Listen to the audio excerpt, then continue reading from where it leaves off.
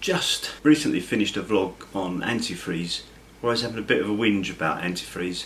I put a link. Now this vlog isn't to advertise that vlog. What it's actually about is sat navs in caravans and by extension motorhomes.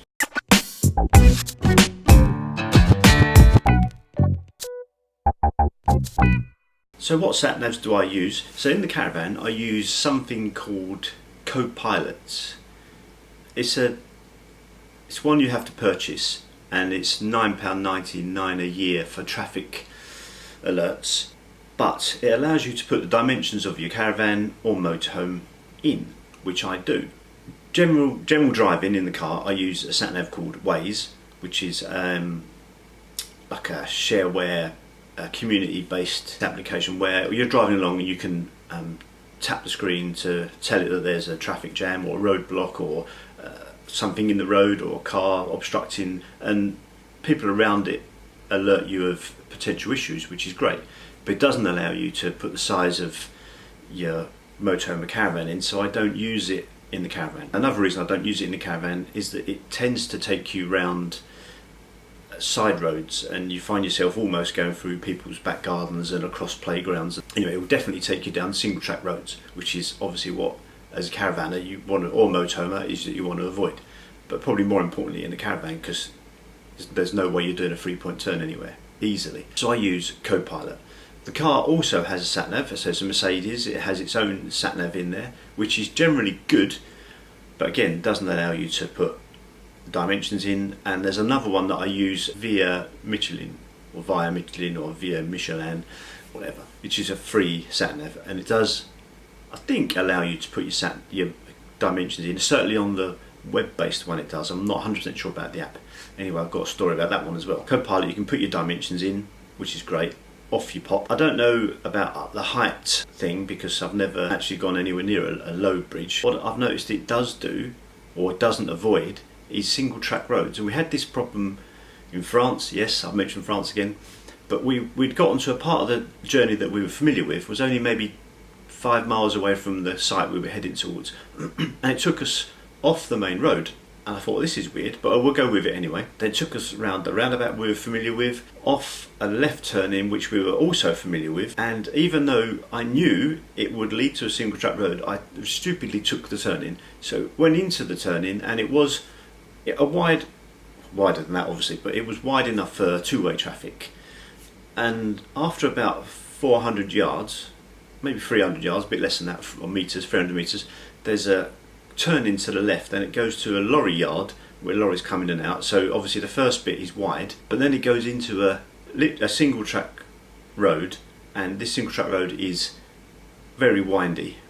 Now I found out afterwards because I drove down it without the caravan. So we're in a position where you've got a sign that's the sat nav is telling you, which is a specific one that you can put the size of your caravan in. It's telling you can go down this road, but when you look at the road, you are not at all comfortable. So I've had a situation where I've had to reverse probably 300 meters, and there's lorries coming in there, and it is an absolute nightmare and the most stressful situation I've ever been in driving. Like, Mandy's trying to do her best at the back, guiding me backwards to this road which comes onto another road. It was hell, but we got there eventually and found our way to the site another way.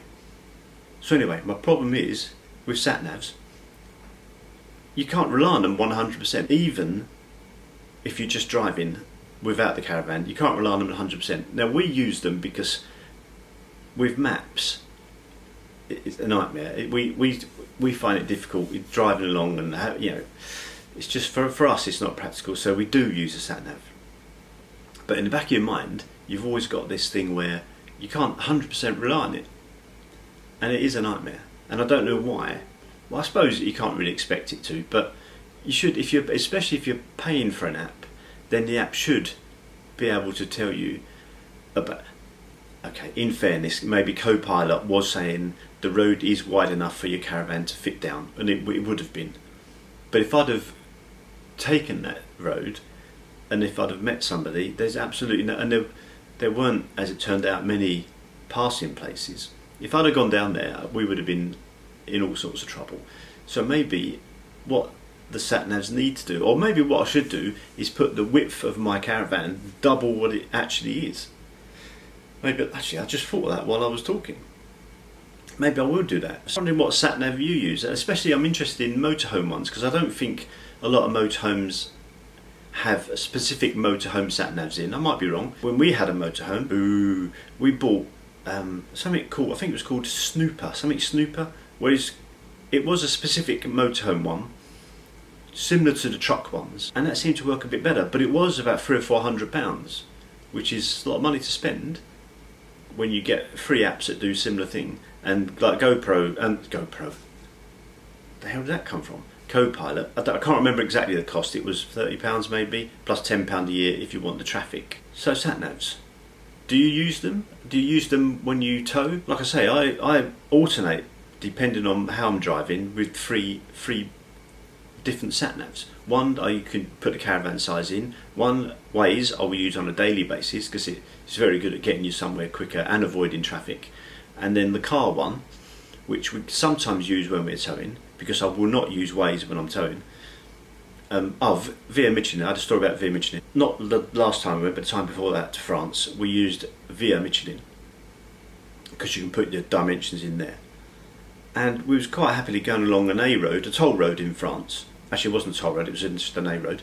And it took us off, turned right off this road, although it was quite obvious that you should go straight on. But I'm following the sat nav. Mandy's constantly moaning at me about it. You think that's the truth? I will follow the sat nav if I'm using it. So we went right off the main road into a kind of smaller road, and then it told us to take the next left. The next left was actually into a school car park. Actually, a school itself, a car park, and it would. So I obviously didn't. Unfortunately, I didn't just blindly take it. So we took the left after that. Now I've got no idea why it took us off. Obviously these things have bugs and glitches.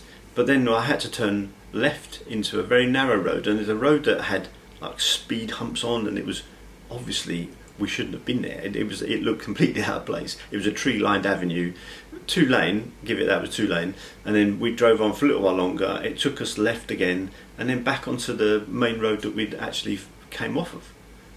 So I have no idea why it decided to take us into the school car park. Anyway, you got any funny caravan sat nav stories? I bet you have. I bet most people have had an absolute nightmare with sat navs. So maybe we shouldn't use them. Give it up and let's go back to normal maps. And I know I'm going to get loads of comments from people saying we always use a map, we do this, do that. But I'm probably okay if we're going to Brighton or something like 60 or 80 miles or whatever it is, but when you're doing 900 miles down to South France, boo, I'm not relying on a map. Absolutely no way. Having said that, can it be any worse than sat nav? Anyway, your thoughts as always. Thanks for watching. See you in the next one.